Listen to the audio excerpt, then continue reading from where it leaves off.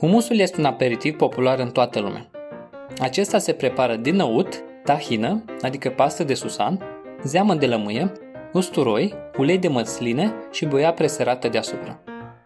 Cuvântul humus, în limba arabă, înseamnă năut și face parte din bucătăria egipteană, greacă, israeliană, turcă, libaneză, iordaniană, palestiniană și siriană. Astfel, multe țări pretind că acest preparat le aparține.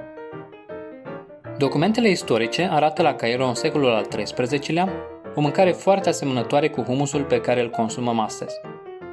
Acest lucru ne spune cât de vechi este acest preparat. Grecii și egiptenii au fost parteneri comerciali timp de secole, ceea ce poate explica de ce multe dintre alimentele din bucătăria greacă și arabă sunt similare.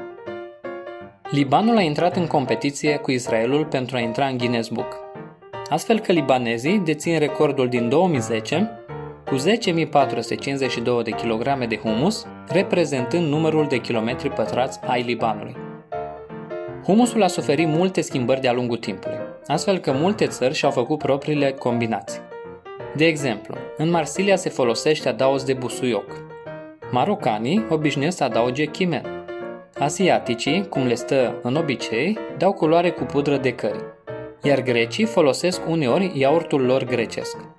În orice combinație folosești, nu uita să-l servești alături de o lipie și de câteva legume proaspete.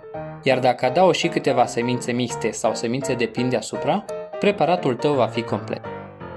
Consumul de humus ameliorează simptomele anemiei, reduce riscul formării cheagurilor de sânge, reduce riscul apariției cancerului, scade colesterolul și întărește oasele.